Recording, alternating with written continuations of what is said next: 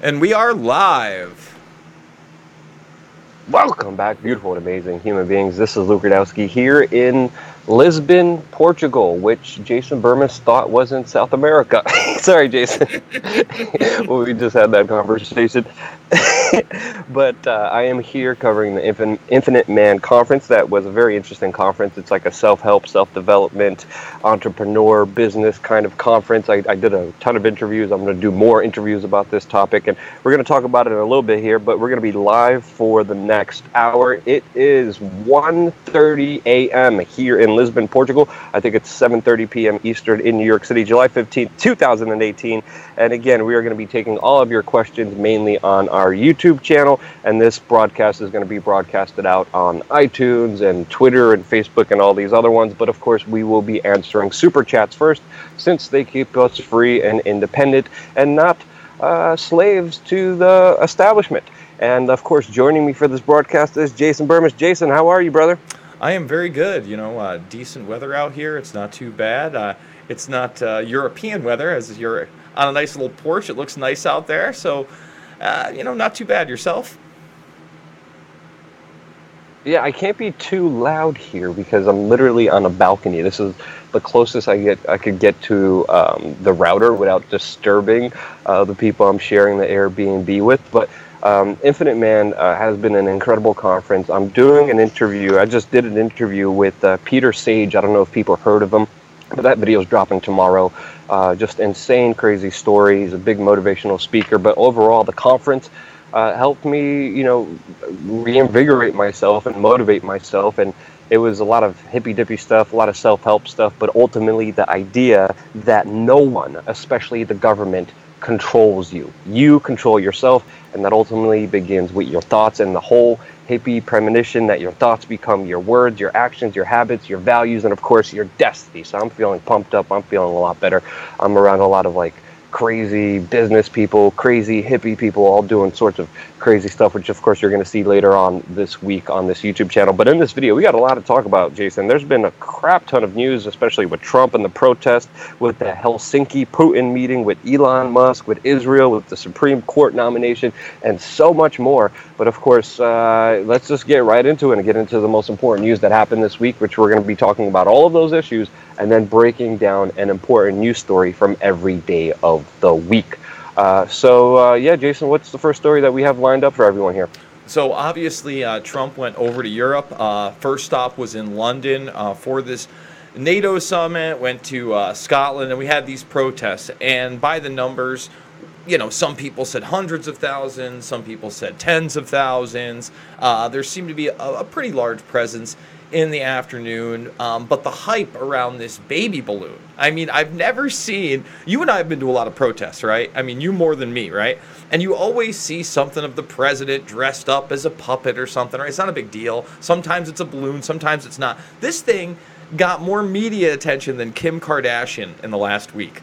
And to me, I'm kind of and of course, CNN is providing immersive coverage, 360-degree coverage of all the protests that are happening. And of course, the numbers vary, but it was significant because the numbers go from 100,000 to 250,000 people that came out onto the streets to protest Donald Trump. That's a huge, significant number, and that definitely, Jason, wasn't a huge, significant blimp at all. I mean, the way it was portrayed to everyone, like this was going to be a huge balloon that was towering all over London that you couldn't ignore, and it looked like something that you bought at a party store for like $500 at most, and they spent £30,000 on it, fundraised for it, and also had to get special approval from the British government. And as we know, the London mayor, Sadiq Khan, personally approved it, which Charlie Skelton, he's a friend of mine, and he's also a very excellent news reporter, pointed out that there's something slightly fascistic when it comes to a group-approved caricature, satire that ultimately every detail of was approved by the government, including the details of how the balloon would be shaped. So this is something that definitely didn't inspire a lot of people, definitely didn't wow a lot of people, to say the least. No, man, it looked like a glorified beach ball at a Nickelback concert. I mean, if you think about it, it wasn't really big, it wasn't towering, it wasn't very original. I mean, tell me I'm wrong. I don't think I am. And on the flip side of all this, and by the way, Skelton is a really bright guy. I've had the pleasure to meet him a couple times and hang out with him, and he's spot on this because you've never, first of all, there was no way that you would have seen any kind of media coverage for Barack Obama like this, right? Never would have happened. And even Bush, let me tell you, there were tons of puppets of Bush, and there was plenty of reason and outrage to do something like this, and it just never occurred. I still remember when we were at the 9/11 protest with a significant number of people, thousands, if you will, and there was just, nothing to talk about there. Are you there, or did we break up? You still there, buddy? I hear you, although it looks like you might have frozen. Guys, he's got a very odd connection right now, so it looks like he's frozen. He's back. I'm still there. I still hear you. Oh, okay, I still hear you. You're coming back in and out. Gotcha. But if you look at the flip side of this, I'm going to have to get rid of the live streaming. Portugal doesn't have the best internet, so I'm going to have to turn off the chat. Okay. I'll keep up on the super chats. Super chat. Yeah. I'll keep up on the super chats then. So I apologize. The internet is not so great, and I can't really speak up like I usually speak up because, again, there's people sleeping here like 1:30 in the morning here.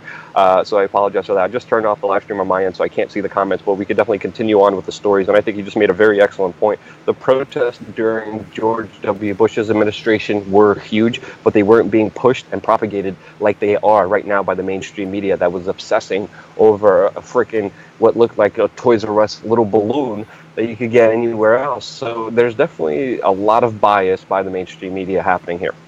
Yes, absolutely, Luke. And you see that, and Donald Trump, he's claiming, there was many protesters in favor of myself. And I don't know if that's the case. I don't know how many people came out for Trump out in Europe. But ultimately, Luke, let's be honest, it's not their decision. Trump's not winning himself any favors with comments like that, especially when they're hypocritical in nature, saying that more people came out to support him when in reality, Trump is completely wrong on that, which he needs to be called out on, and sadly only makes him look worse in the eye of everyone else because that was not true. That was a lie. Governments lie, presidents lie, and we have to account for that as well. And, let's get to the meat and potatoes of this. This was for NATO. He called out Angela Merkel. He called out Germany in particular, said they were controlled by Russia, said, now with their new deal, there would be 60% of their energy coming from Russia. Russia called out how they were only paying 1% of their GDP. We pay, I believe, 4.2% of a much larger GDP, and basically said, hey, we're going to restructure this deal, which I'm not against. And he didn't, have the aggressive attitude towards Russia out there. So, this was a big weekend, and, we can take the media's spin on it because, here we go. Here's NBC. Trump still needs NATO, just like NATO still needs America. And the latest Russian indictments prove it. And, of course, they're talking about the indictments of the 12 hackers that were allegedly these personas and the heads of DC leaks and used VPNs and Bitcoin to do this. Still no collusion with anybody in the United States, by the way, Luke. Still no collusion. They point to Roger Stone in an email with Guccifer 2.0. But this seemed to be the majority of this NATO summit. That's what it was about. It was about dealing with Germany, NATO, what are they going to pay, Russia, and the HELLsinki summit coming up. Yeah, and all these indictments that are, talked about right now happened under Obama's administration, and Obama's administration and Obama's FBI failed to stop them. And you would think they would stop them if they were that, serious, but obviously we're going to find out more information about this deal. But there's a lot of talk about NATO, and of course, a lot of right-wingers are really loving this talk because they get to say, like, look at Europe. They're spending all of their money on socialism and healthcare. Meanwhile, the right-wingers are saying that they can only do that because they don't spend that much on military. And it is true. The United States accounts for nearly 75% of NATO defense spending. The other countries in the European Union are supposed to allocate at least 2%. And it's only been the UK, Greece, and Estonia are the only countries to meet that goal or surpass it.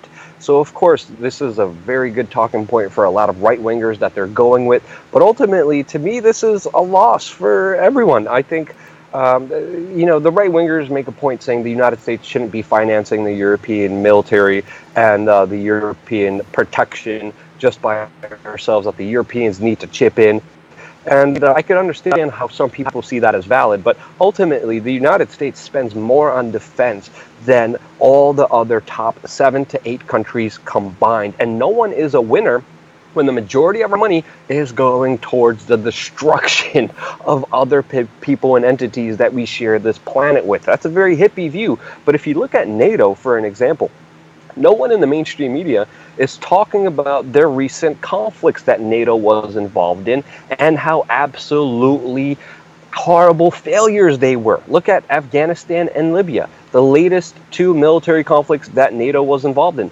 Both countries ended up in disaster and are still in disaster, and trillions of dollars is being funneled into that for absolutely no reason, and the greater geopolitical goals are not even achieved, and they're even pushing people away from the United States. So this whole military-industrial complex, this whole push for more people to spend on the military, especially in the European Union, doesn't really end up in anyone's favor. I could see from a nationalistic right-wing talking point why some people are running with it, and some people are cheering on Donald Trump now because they don't want the United States just financing their security. But ultimately, there shouldn't be a need with the United States spending so much already, and we should definitely cut back on a lot of defense spending, and that's an argument you will never hear on the mainstream media, because the mainstream media is large in part controlled by the military-industrial and the intelligence agencies and the Pentagon that they have all of their officials on, and they always broadcast. If you look at the mainstream media, there was a test done a couple years ago. 93% of their guests are people from pro-war stances, people who were working for the Pentagon and are working for a military-industrial complex that makes money off more war. And we have seen the mainstream media push for more war, push for more fear, push for more conflict, pretty much ultimately doing the bidding of the warmongers. So my point of view on all of this is no one wins. Let's stop all this crazy rampant defense spending and actually spend it on, don't even spend it on anything. Government shouldn't spend anything on I don't trust the government to do anything. Just stop taxing people so much as they are. That's my point of view on it. Well, Luke, I'm glad you kind of talked about the military-industrial complex aspect of this, because we can sit here and talk about the media spin, or you can go right to the meat and potatoes press conference again, about 35 minutes long. Now, in this, he talks about, how he wants peace, and, he's adopted Obama's wars. He didn't want these military conflicts, but just like you said, in the middle of it, he just started talking about how great our Lockheed Martin is, how great Northrop Grumman is, that they're the top-of-the-line missiles. Everybody wants them. Listen, they got to come to us because we make the best stuff. Nobody can make them. I mean, there's literally a 2 to 3 minute segment in this where he talks about how great the private contractors for our military-industrial complex are. And it's kind of funny, before we get into, him talking about the HELLsinki summit coming up, and we'll get into that next, he also briefly talks about Pompeo going to North Korea. And, I kind of wanted to hear this because he's saying, look, there haven't been any missile tests, by the way. That's all media spin. They're giving back the remains of our soldiers. They've taken the speakers off. There's no more propaganda being, thrown through the streets. And the media is still, while John Bolton's right at his other side, pushing for a conflict with North Korea. So, again, you have a lot of conflicts of interest here. We got the best bombs in the world. We make great bombs. Peace with North Korea. Is this just him posturing, in your opinion? Because I'm still hopeful on the North Korea deal, my man. I am not that hopeful, especially with relations between the United States and China going down. Ultimately, we have to understand that there's bigger players out here, and that includes Russia and China, which is going to be very instrumental in the kind of HELLsinki meeting that's going to happen in just a few days between Russian President Vladimir Putin and Donald Trump, which, of course, mainly the U.S. mainstream media is fear-mongering about and trying to scare the public about and trying to push this narrative, which Donald Trump is calling out on his Twitter account, saying that, unfortunately, no matter what, even if he's given Moscow as a retribution for all the sins and evil that Russia committed, that the mainstream media will still try to paint this as he's losing or did something horrible. And, we have to understand they're the ones controlling the dialogue. And we have to reshift that focus. We have to understand the dialogue begins with us, not with the puppeteers, not with the mainstream media that are ultimately right now rigging the game against people like me, people like you, people who do independent media and are getting screwed over. They are trying to control the dialogue because they know how important it is to set the conversation. And the conversations that they're setting right now is that it's horrible that there's going to be relations between Russia and the United States. It's horrible. And Donald Trump is not the solution here. People have to understand you can't go either far left or far right, far mainstream media, far Donald Trump, because Donald Trump, again, is ultimately lobbying to boost up the military-industrial complex. Like, hey, Europe, spend more money on the military-industrial complex. And we have seen the devastation and chaos that the military-industrial complex, especially in the United States, has caused people all around the world merely for idiotic reasons. The war in Iraq, the war in Afghanistan, the war in Libya, the war in Syria, all pointless wars that didn't achieve anything and made the situation worse for people. This is a dialogue that must come into the rational thinking, and we must be the ones who lay out this conversation and not the mainstream media, and especially not Donald Trump. It's supposed to be the people who are keeping a close eye on all of it and are willing to call out both sides for being idiotic and stupid, and both sides are, and that's how they control us, because they have us reacting like, oh, yeah, I'm nationalistic, yeah, we have to be with Trump and do this, and we have to support him pushing for the military-industrial complex and the European Union financing that. And other people are like, no, we can't do that. We got to go with the mainstream media that's dissing him on having better relations. And it's like, no, none of those things have to happen. You control the dialogue. You don't have to pick sides.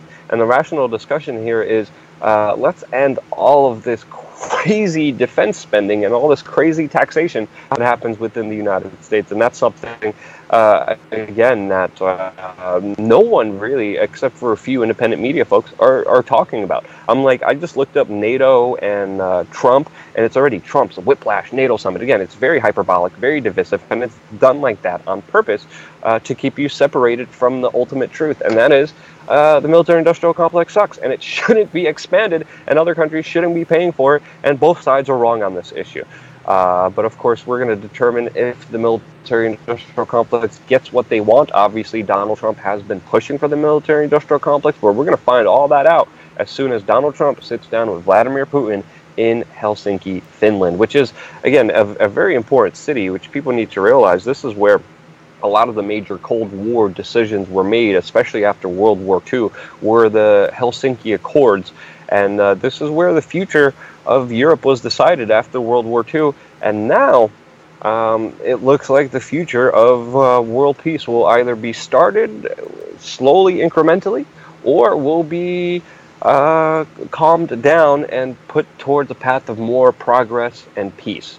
And obviously, throughout history, when you have peace, you have more evolution, you have more progress, you have more development, you have more growth. With war, you obviously just have destruction, and my principles and my stances are always anti-war. It used to be a time and period in the United States where there was actual people who stood for those ideas and those principles. Those people are mainly gone. Those people are mainly sold out for ego, for money, or just went completely bat poop crazy in their minds and became conservatives or total libtards, Jason. Yeah, I don't play either side of the fence. It is about right and wrong. And, as you were discussing earlier, why can't we look at each issue and have some discernment and not play it like, political sports?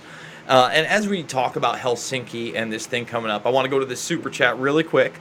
Avataz, hey Luke, this isn't 25 million, but hope it helps. Of course, he's talking about the $25 million that YouTube is pumping into mainstream media. We both did a video about this. I know you talked to Derek Bros about it, and I actually went over their press release. It's still up on their website, what authoritative sources really are, who they're working with. We need to apply, by the way. We can at least apply for a grant from YouTube. So I think that'll be pretty funny.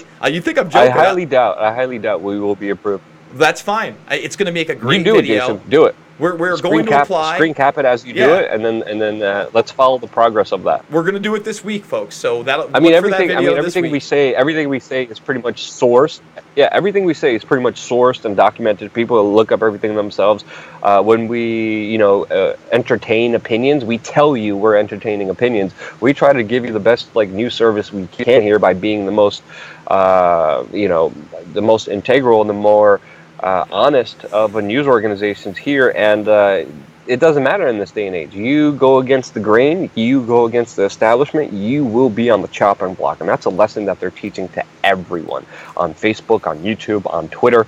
And we are seeing massive purges happening right now, not only with soft censorship and demonetization, where already I'm seeing about 50% less independent media that I have last year because people can't finance their operations, or either their Facebook pages or YouTube channels are soft censored or just hard censored and just completely destroyed and deleted. This is a travesty that's happening right now. The mainstream media is trying to control the dialogue in order to divide and conquer you, so you don't hear voices that are anti-war, anti-establishment, anti-lies, and bullcrap. So it's pretty much anyone telling the truth is on their chopping block, and trying to make you think for yourself, most importantly, is on their target. And we have been on their target since day one. We were one of the first YouTube channels to ever get demonetized. I could go on. We could just make this whole video about how YouTube has screwed us, but that might have to do with us confronting Eric Schmidt at Bilderberg, the former Google CEO who now works for Alphabet. That's a whole completely other story.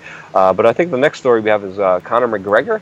Being in Russia as well, which is interesting, but continue your points, Jason. Yeah, no, before Trump gets there, and we're going to talk about Trump, because before Trump goes there, he's going to meet with some people, but I just wanted to point out, this was a good place to stick this, because before Putin meets Trump, he's meeting McGregor, and let me tell you what this is all about. So I see people talking about World Cup final and schmoozing.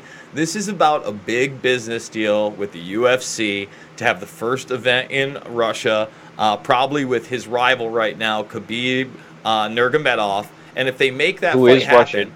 Who's Russian? Exact. That would be huge. That's the fight the fans want to see. That's the fight I want to see. I think it could be huge. But chances are they'll try to make it some kind of S show and make it like George St. Pierre's super fight or something stupid. I hope that it goes to the real fight. I know we're getting away from politics here, folks. But at the same time, no, it's completely fine.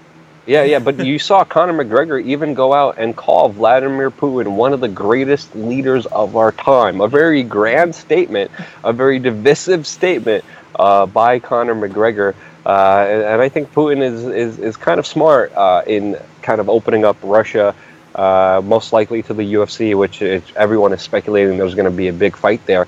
But also with one of the biggest celebrities out there getting a huge endorsement from him. So definitely a lot of PR about Vladimir Putin right now. Yeah, and the fact is that if you look at, Trump and the UFC, they have a long history, lots of events there. Dana White actually spoke at the Republican National Convention on behalf of Trump, put all his weight behind him. Colby Covington recently won the 170 title. He is meeting up with Trump. They're tweeting at each other. So there is a relationship both with the UFC and Trump, and the UFC and Putin. Hey, let's get together, baby. Let the fists fly in the ring, and let the handshake outside it. Now, Jason, now the FBI is going to get their panties in a bunch, and they're going to start investigating Conor McGregor just like they did Emilio. What was his name? Fedor Emelianenko. What was the UFC fighter? Emelianenko. Hey, not UFC Fedor fighter. Emelianenko was a famous MMA fighter, and he once met with Vladimir Putin. Vladimir Putin came to his fights. They knew each other. And the FBI came and investigated him about the Trump-Russia ties because Fedor Putin was at his match.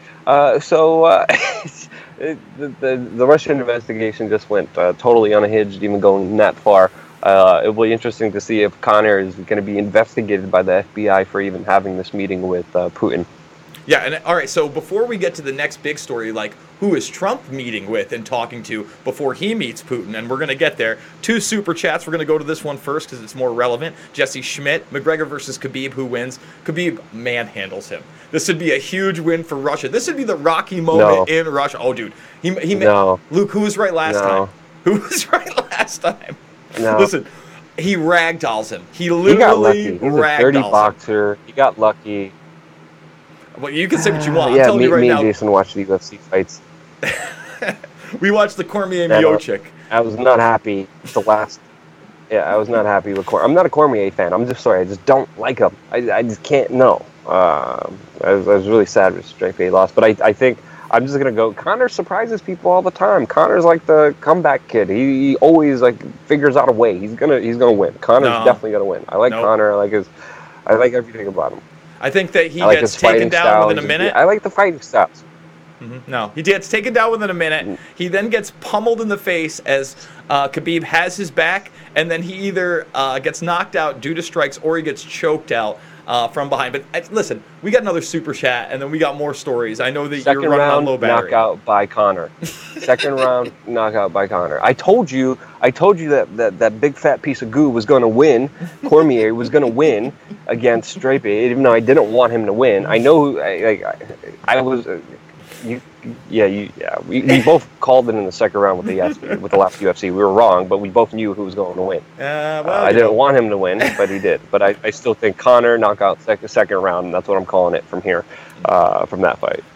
What's the next super chat? Next super chat. Michael L. Dr. Shiva Ayardio is anti-establishment, running against Warren for Senate. Try to get an interview or do a promo. You guys have similar values. I don't know much about him. I have seen his name in my Facebook feed, so I'll definitely check him out. And if that coincides, we'll reach out, right, Luke?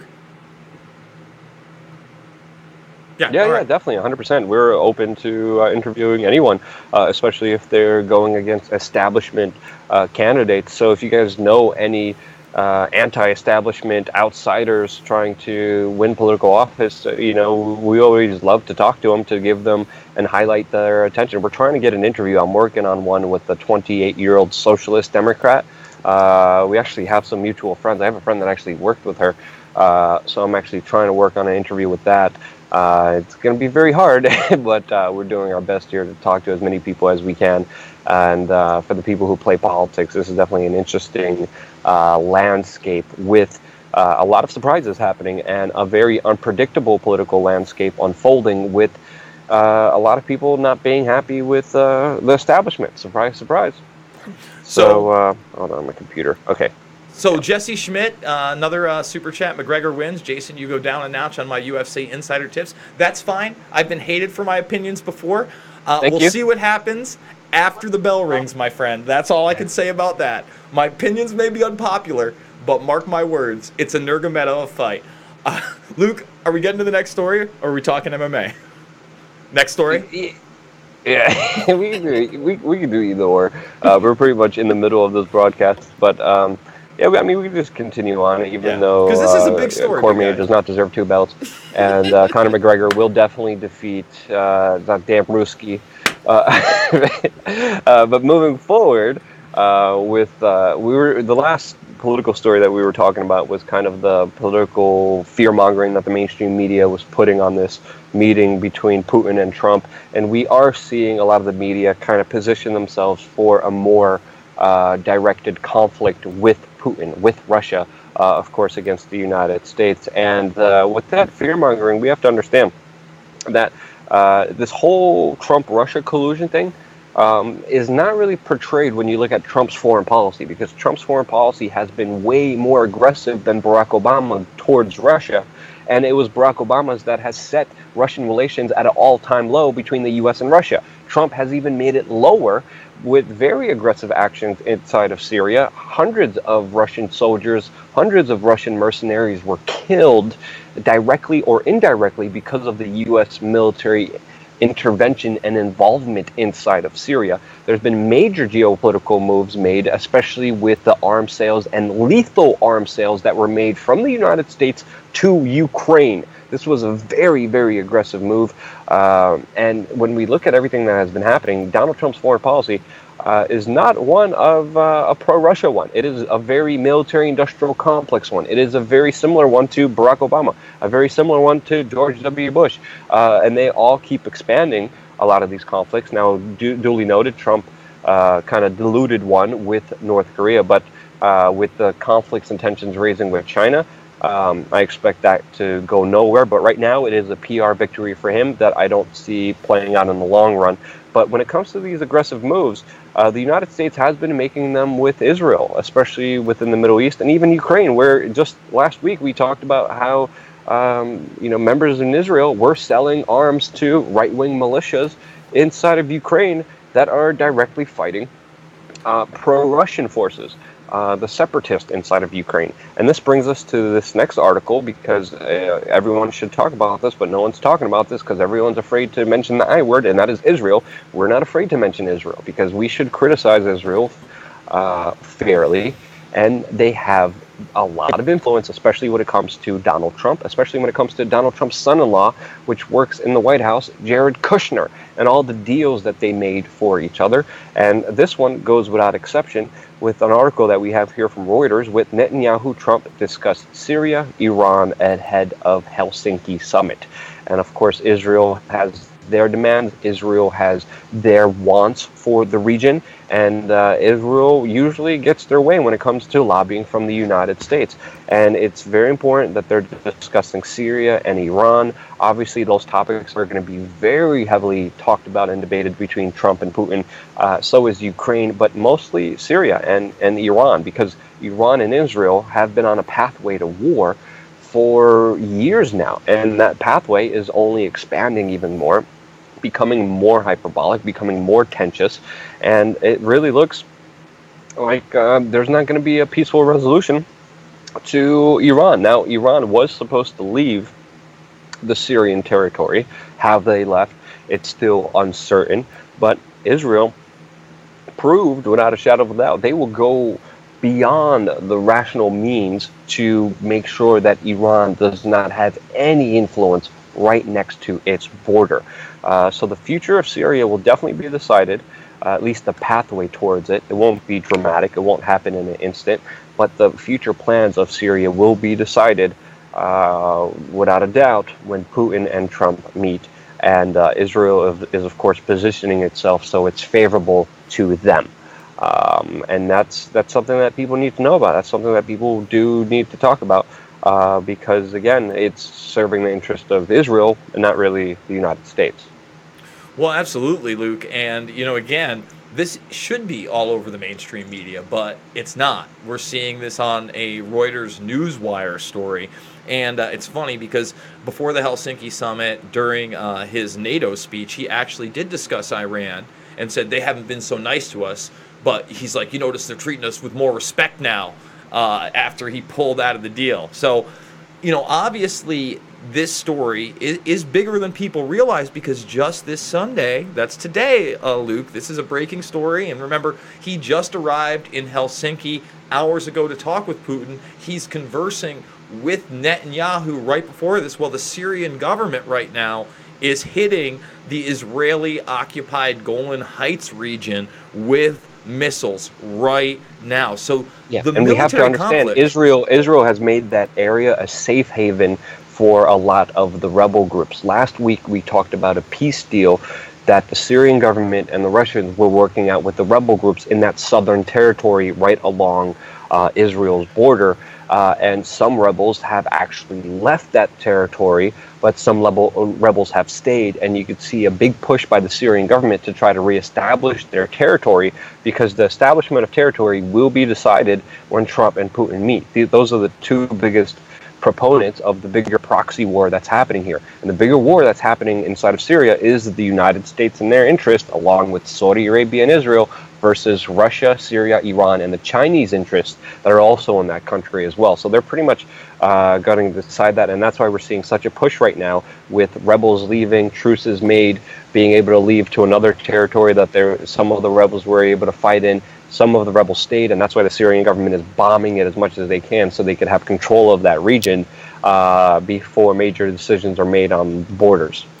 Yeah, and it looks like this is it. This is the last leg. If they clear this southern region, that's going to do it for the insurgents and the rebels. And let's be honest, those are the people that were backed by Israel. That's why it's Israeli occupied, the United States, and European allies. So is this finally going to be it, Luke? Do you think we leave Syria, or is there going to be another chemical attack, some other kind of false flag, another reason to have a quagmire there. Again, this is a big meeting in Helsinki. Will Putin say this is enough? What's your take? I mean, Putin's going to be lobbying for his interests. Donald Trump is going to be lobbying for the United States, Israel's, and Saudi Arabia's interest, mainly also the military-industrial complex. With Donald Trump pushing for the military-industrial complex, just like we saw during the big NATO speech, I haven't put much analysis into it, but I see the meeting happening.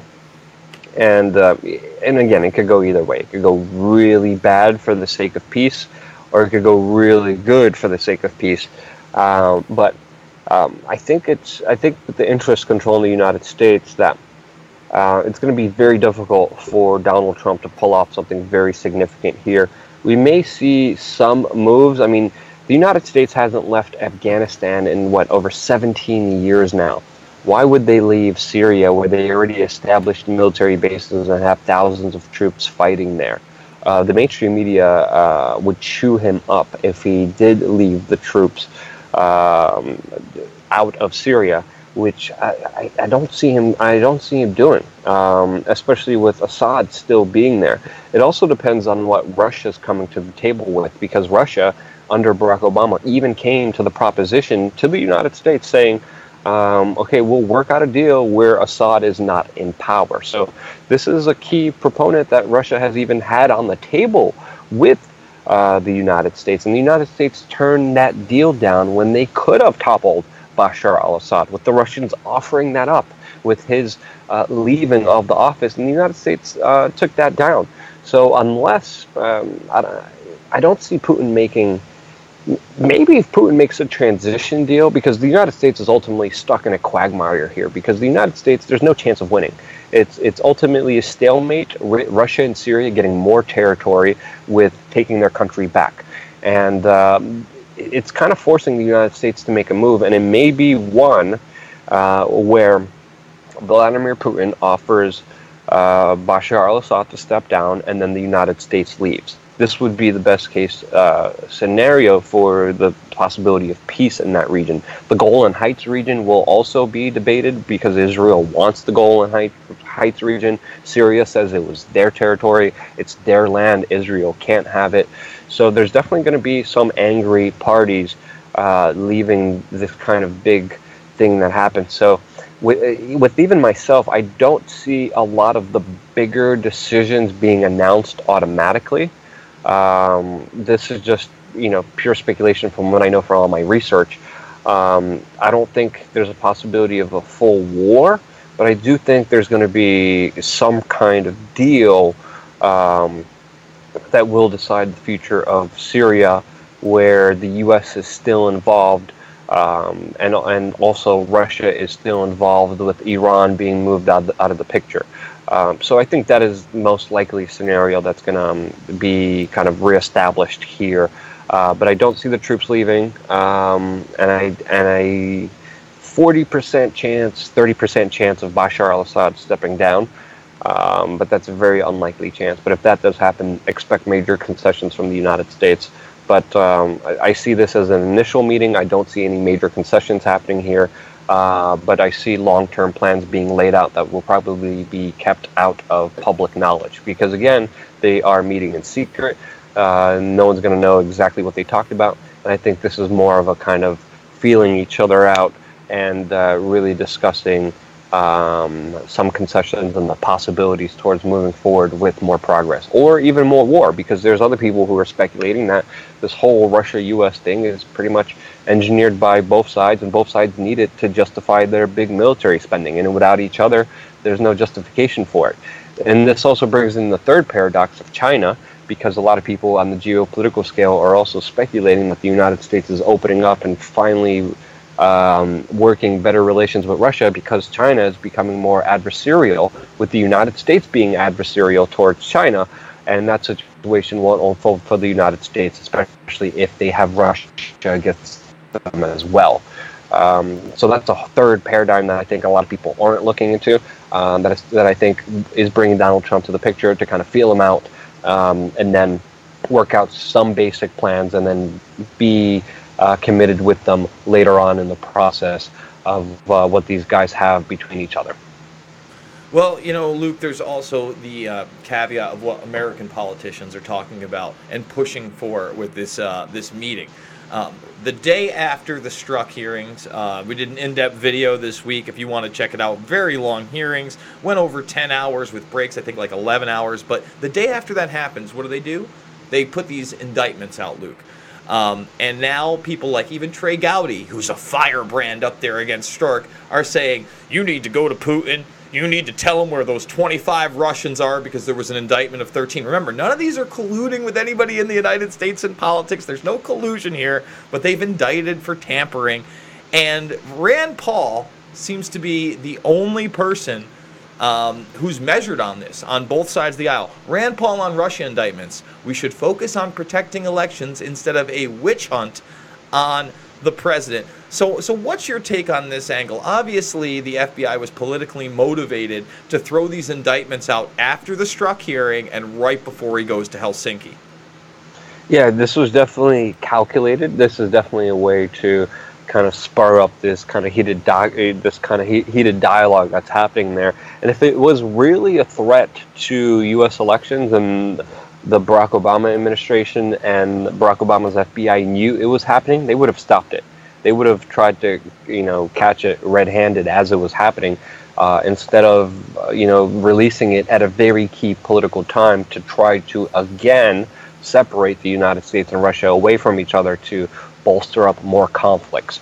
So very key time that this happened. If it was really a threat, if it really undermined elections, they would have stopped it, since they're saying that they knew about it, since they're saying that they have these indictments. I still want to see exact proof of what they did and what effect that they had. And I think these are questions that more people need to ask. But when they're interrogating Fedor and Emelianenko, MMA fighters, and working with people like Stormy Daniels, it really doesn't seem like they have the best interest at heart when it comes to doing the right thing, except for trying to get more political brownie points and make it a witch hunt, which a lot of people, I believe, correctly do say, and it just creates a big distraction and creates more confusion and more conflict between world powers, which ultimately the mainstream media is pushing for more war. Also, Jason, you should know my battery is running low. I may have a few minutes left to be with you guys, and you may have to continue everything by yourself. But that's only because I can't connect my laptop anywhere here. I'm on a balcony. Sorry. All right, so then let's move through the Strzok hearing. All right, in-depth video over at the main page, 13 plus minutes long, just to give people an idea. C-SPAN themselves cut up just him and Trey Gowdy going at each other. That was 28 minutes and change. Okay, so some of the highlights. What the hell happened during this Strzok hearing? First of all, totally and completely directed by the FBI, as we show in the video at one point, after he wasn't able to talk about a subject for 7 hours. For 7 hours about Fusion GPS, all of a sudden he gets handed a phone with a direct quote for him to read off the phone from his lawyers at the FBI on what he's allowed to say. I mean, he admitted that in 2012, the Russians probably tried to meddle in the election. Didn't seem so concerned then. Cummings, on the Democratic side, because this was such a partisan hearing, brought out big pictures of Flynn and Gates, and it's guilty, guilty, guilty. So then Trey Gowdy asks him, how many indictments do we have for Russian collusion in the election? And then Strzok has to say, well, that's a joke because collusion's not a crime. And he's like, you know what? Collusion's not a crime. You're right. How about corruption or conspiracy? And he's like, well, I couldn't answer that. He's like, sure you can. You're the lead investigator. Tell me, how many? And he's like, 0. Mm-hmm. So even with these indictments afterwards, exactly, dude, people, please, please, please share the video. Go check it out. I mean, just the stuff we put in that is unbelievable. There was a point where Louis Gohmert talked to him about cheating on his wife. It was incredible. He was told, was he off his medications? This was political theater at its best. The Wiener laptop brought up just a couple of times. And again, it seemed like in fact, by his own words, Luke, he was less worried about the Wiener email is he was really worried about Russian forces trying to influence their election. There could be nothing more dire than I'm taking over our democratic process. Obviously biased, so much going on. And then this is little reported. People aren't talking about this as much, but his girlfriend, his mistress, Luke, gave testimony the day after behind closed doors, and she seems to be cooperating. So this saga is probably far from over. You and I both know just from looking at the surface documentation, there was obvious bias, there was obvious corruption.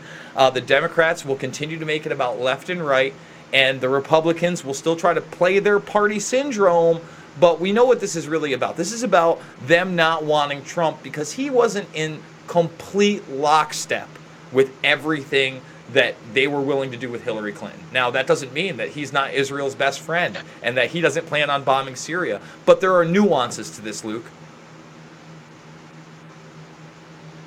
Yeah, there's definitely a lot of nuances. And Donald Trump, when he first came on the political scene, am I still there? Am I Yes, still you cut are, off? sir. Damn it.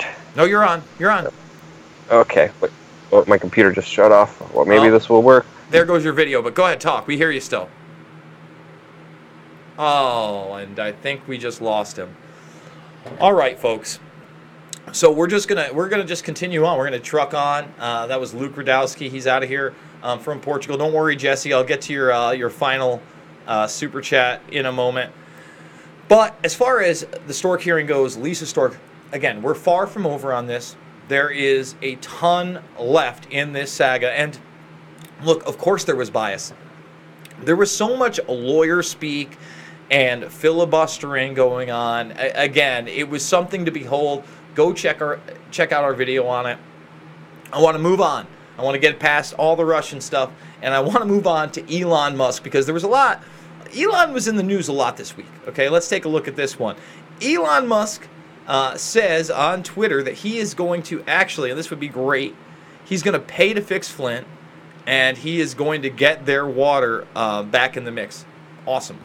Awesome. This is the kind of thing that makes me like Elon Musk. I think this is the kind of thing that makes everybody like Elon Musk. Okay? Now, this has been an issue it's hard for me to believe has not been a national emergency, hasn't been a priority of the Trump administration, hasn't been something that the mainstream media would hold against him. I suspect that's because this went on long before Trump. It's in the Obama administration. It would take an infrastructure change, and they really don't want to highlight how bad Michigan and, not just Detroit, but Flint and its outer suburbs have really gotten. So Musk, this is a big, good PR move. Now, I'm not so sure about this one. People have suspected that Musk is right-leaning, but apparently he's given a ton of money to a Republican GOP Protect the House super PAC, okay? So now people are questioning whether or not, he's a complete Republican, and I know people that follow the quote-unquote alt-right. There's a lot of media attention given to Elon Musk. I'm on the fence about Musk, man, because when we get to the next story outside of the super PAC and outside of him seemingly about to do a great thing for Flint, Michigan, well, here it is. And it's like, wow, this is pretty crazy. Does he know something I don't know? Everybody's heard about this Thai boys in a cave story. They've been rescued. There was a British diver that was this quote-unquote hero supposedly. And Elon Musk, I'll just read you the headline, attacks hero British diver and questions if he was even part of the Thai cave rescue in extraordinary rant after the caver dismissed the billionaire, saying he can stick his submarine where it hurts. And during this, he also questions somebody as a pedophile. Again, it's like, well, is Musk unhinged? Or does, again, he know more than I do about this situation? It did seem really suspicious. But at the same time, Musk giving money to super PACs, talking about proving the Thai cave boy rescue is some kind, the narrative is not correct, it's some kind of a hoax, talking about pedophilia. So, I don't know. some pretty crazy stuff going on with Elon Musk. Is this him starting to unravel in the mainstream media? In other words, is the mainstream media turning on Elon Musk and, starting to portray him as unhinged, if you will?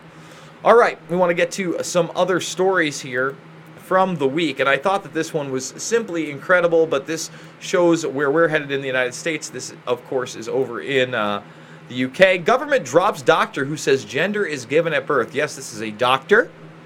And he can no longer work for the Department of Work and Pensions, the DWP, because he refuses to buy into the fact that you can actually choose your gender. Now, that's not to say you want to identify as something, but he's saying, hey, not only is it a medical belief of mine, but it's my religious belief, and no, he's been fired. It's because of a 2010 civil rights law in that country. And it scares me that we're essentially not only censoring speech, but we're censoring correct scientific speech. And that should be worrying a lot of people, that people are losing their job over this. I believe he was there for 20 plus years. 20 plus years. He's a 55-year-old father of 4, and he believes sex is genetic and biological, and so it is established at birth. I tend to agree. Again, do whatever you want. Identify as a My Little Pony, as a Pegasus creature, if you will. Do whatever you like. Identify as a cell phone, or as I don't know. You do what you want. I'm not here to bring you down, but reality is reality. We are born either a man or a woman, and no amount of hormones or surgery is going to change that. And it's a fact of life. On to the next story. Pentagon seeks an edge in quantum computing. Now, this is something that I am avidly following. And this one's really interesting because they see China as the adversary. And the Pentagon is now, putting full throttle to work with DARPA, Lockheed Martin, but especially DARPA, read the article, and other military industrial complex contractors to scoop up privatized developers and computer scientists, programmers, to knock this into gear, because they need to dominate this. They feel like if somehow they lose in quantum computing, which is leading to the next step of artificial intelligence, that's going to be it for them. That the China takeover is real. So there's so much to learn about quantum computing, and I know very little, just learning about it in the last year and a half. A scalable quantum computer apparently does not exist at this point. Quantum annealing has been used. That's the D-Wave systems that Google and NASA are joint partners on. They bought into these very, very expensive D-Wave systems. Geordie Rose, one of the financiers and kind of guys behind getting this technology together and working with Google and NASA, left to form another artificial intelligence company. Goldman Sachs, Amazon, all heavily invested in artificial intelligence. And again, we know that the Trump administration is heavily invested in Goldman Sachs. Let's see. Jesse Schmidt. All right, before I get to the other two stories, first of all, Lesnar, Cormier. Hey, man, if they let Lesnar juice like they have the last few fights, the way he manhandled Mark Hunt, I don't know if Cormier can overcome that size. Obviously, he's a wrestler, but he's fighting a much bigger wrestler, a very accomplished wrestler. If he's got hands like he does against Stipe, maybe he gets to put him to sleep. Remember, Brock had some lackluster performances against bigger strikers, especially Cain Velasquez. Remember, Overeem went to the body on him. So Cormier could win that fight. I'm still interested in seeing it. And then if somebody wants to identify as Alf from the 90s TV show, I would hope so. I would hope that a puppet that had a #1 family sitcom that enjoyed eating house cats, and then had a Saturday morning TV show, little cartoon action, where you saw like the Alf verse, if you will, the adventures of Alf before he was on Earth. Yeah, you can identify as that. I mean, you might not have to shave for a while. You might want to look a little brown and aardvarkish, but why not, Jesse? Jesse, by the way, all joking aside, thank you so much for the super chats. They absolutely help. You agree on that one? Excellent, man. I agree as well. The Cormier thing, it should be a good fight. I can't wait to watch it. All right, moving on. Check this out. So we were talking about technology possibly maybe enslaving humanity a little bit with the quantum computing. Again, it could be used for good. Who knows? But when I hear Goldman Sachs, when I hear DARPA, when I hear governments, I'm skeptical. With this was a joint project over vast distances with people that wanted to use 3D printing technology to do something great, and they did. They built this robotic hand for this young girl. Check it out. Here she is right here, but there's a nice shot of it right there. And again, these are engineers across mass instances working, using technology, and using 3D technology, 3D printing, to empower this young lady. And this is an example of how people can come together and do the right thing with technology. And I love this story. And I'm so happy that this girl isn't just going to have a hook or a plastic nub. And eventually, this is going to turn into something greater, maybe even biological. And I'm not against that. These type of, this isn't even really cybertronics because it's not integrated into her tissue. But one day that may be a thing. And, one day we may be able to regenerate limbs. I think these are all positive things as long as we're using them in a fair sense where anybody gets the opportunity to use them. It's not just the elite class. But we already see how the medical system works in this country and most places around the world. And unfortunately, the elite do get better care than your standard citizen, especially in the United States. Especially in the United States. And everybody knows it. All right, last couple of stories here, folks. Got to go over it. Brett Kavanaugh, Supreme Court nominee, straight out of Central Casting, completely agree. There was a lot of talk inside the mainstream media that, this is it. They're going to flip Roe v. Wade. Abortion's going to be over in this country. And I just don't see that as a reality. No matter where you stand on the issue, I just don't see... First of all, I don't see this guy not getting the nod. I really think that he will be nominated. He seems very mainline. I haven't looked into him that much, but he doesn't seem like he's going to shake anything up. Nothing revolutionary here, people. Okay? So Kavanaugh gets in there. Don't expect Roe versus Wade. Again, that's mainstream media hype. They constantly put that fear onto people. And I know people like Pence have called for it and alluded to it, and it is our vice president. So I will say that some of it's founded, but for the vast majority of it, I think it's Johnny nonsense. And our final story of the day, I actually love this story.